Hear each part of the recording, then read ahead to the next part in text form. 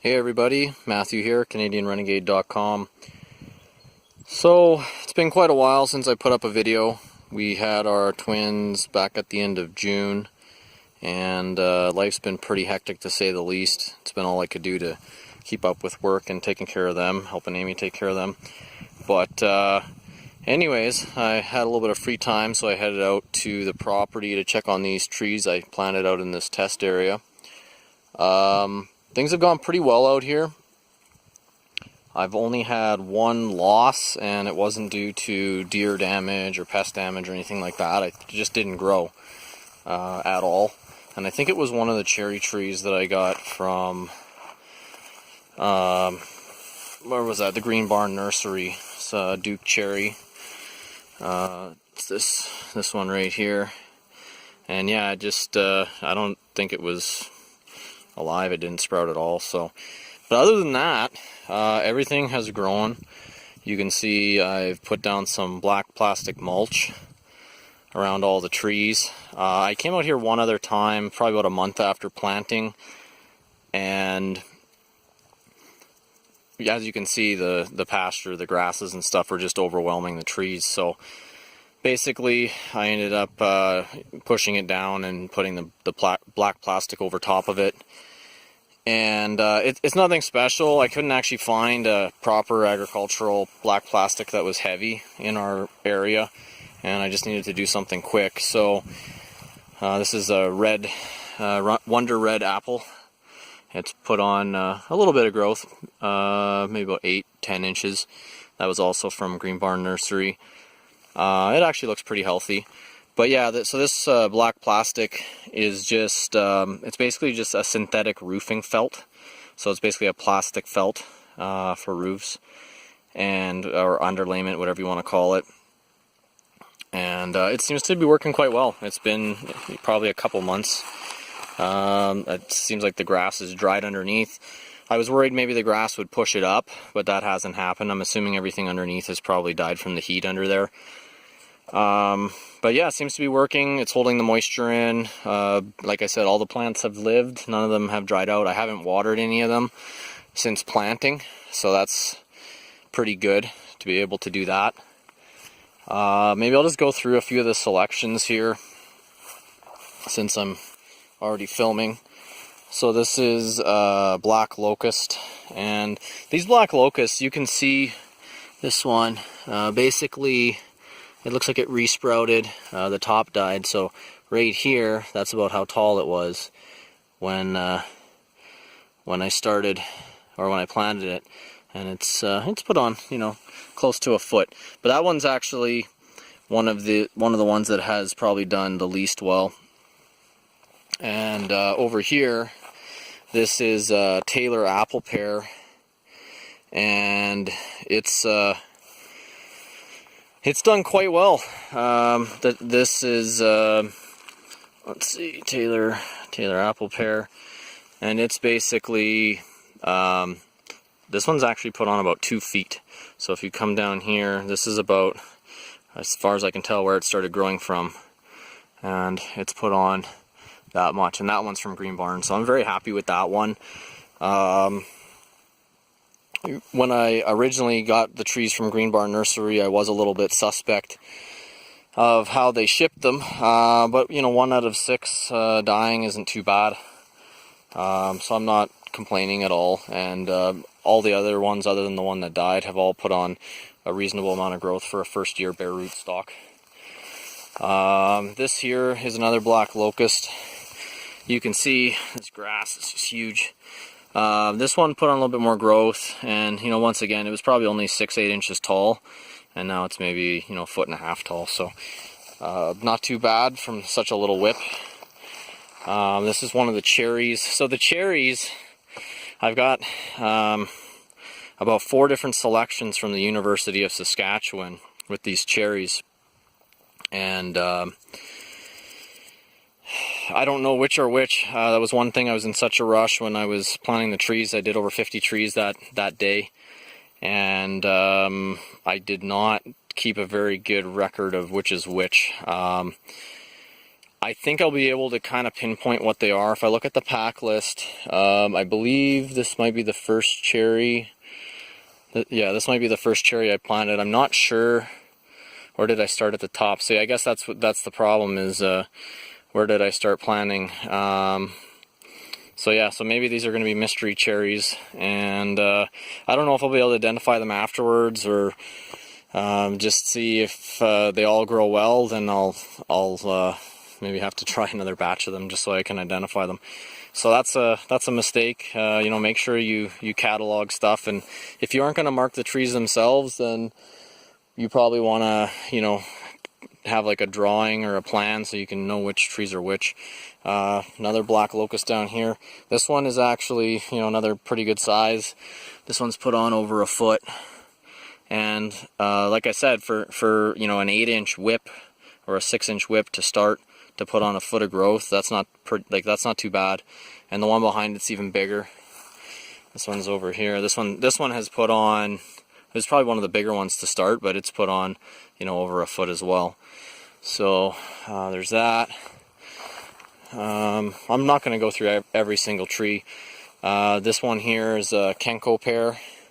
It's doing all right, but it sure hasn't grown 2 feet like that tap pear. Another cherry selection. A couple more black locusts that have been doing pretty good. As you can see, I used a string trimmer around the fence. But like I said, so far so good. The methods I've been using to keep the deer out of here have been the electric fence, and the backup to the electric fence has been that no bite. We'll go take a look at that in a second. This is another cherry. Let's see if I can read it. Let's see.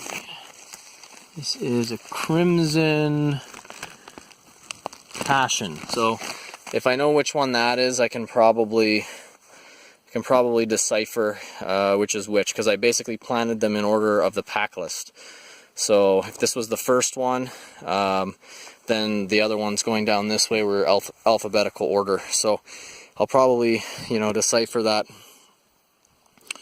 later on and figure it out. So as long as I can remember that the one at the top of the hill, the highest one up, is Crimson Passion, then I should be good.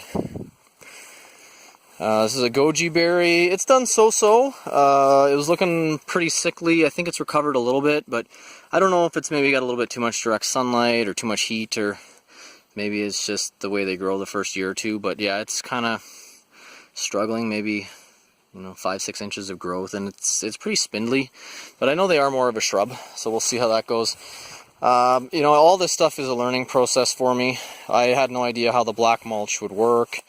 I just know that when I came out, it was just, everything was getting overwhelmed by the pasture grasses. So to me, from a management perspective, it made the most sense. And, you know, once the trees get bigger, once they're 7, 8, 10 feet tall, I don't even know if the plastic will last that long, but once they're well above the grass height and they can actually compete, I can remove the plastic, and by then, you know, the trunks will be big enough. You're not going to accidentally hit them with a weed whacker, or you know, knock them over with a like a lawnmower or a brush hog or something like that. So just letting everything get big, that might be. I'm definitely thinking when I put in a large amount of trees, when I start putting in hundreds of trees with the trees that I decide I like. I think, you know, agricultural plastic mulch is probably going to be part of the game plan here, and I'll probably leave it on for, you know, 4, 5, 6 years, and when it starts deteriorating and the trees are big, I'll probably pull it out, and then it'll go back to being a more natural system. But let's just go look at this. Is a live wire here, so I'm going to try to carefully get over it. But yeah, it seems to be working. Try not to get zapped in the nuts there. And there's tons of grasshoppers out right now. You can see there's just like an infestation. There's another one there. So there's one down there, one there.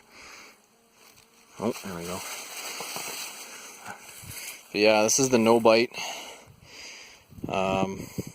It's been working pretty good, but it's definitely not foolproof. The test plot out at my dad's property with the Saskatoons. I was spraying it with this.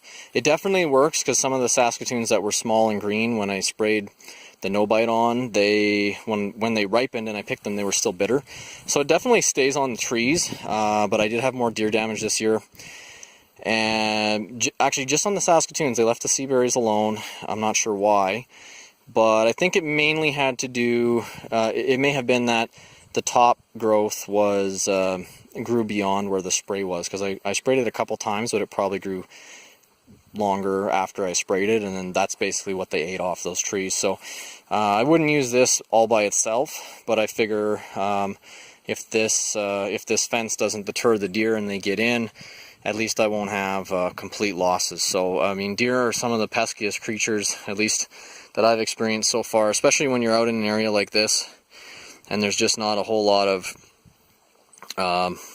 human activity or animals, or like dogs or other animals around to keep the deer away. They seem to, for whatever reason, they seem to be attracted to things that are unusual, and they want to sample everything. So I'm gonna give these, like I said, I did the string trimming all around the fence to keep the grass off the line, so it's got a good shock.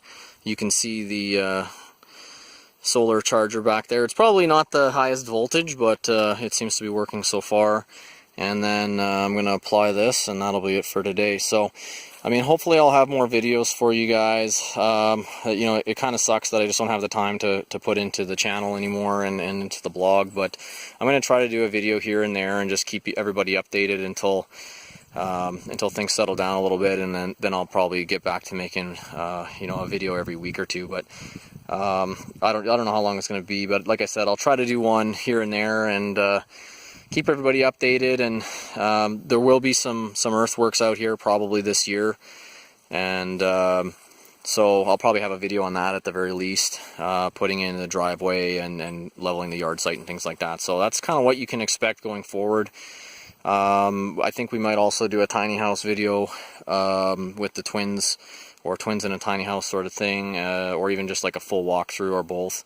So that's what's in store. And like I said, I don't have an exact time frame. You know, I've been getting like some nights as little as maybe 2 hours of sleep, a good night maybe 5 or 6. So to just, you know, work a full, you know, 8-10 hour day, and then come home, make supper, help with the babies, and then I even help at night a little bit. So just to do all that and then try to put out videos, it's just been hard. So you know, if you're wondering why there hasn't been recent videos, that's the explanation why. Yeah, so that video cut out. I think my phone has been acting up because of the heat, and it's been, you know, in a black case and whatnot. So it's probably just getting too hot, and the processor is lagging or something. I don't know. I'm hoping that there's nothing wrong with the phone and that it's working well, because I actually, the last phone I had that was like this, I really liked the video, and the screen started acting up, so I bought another one.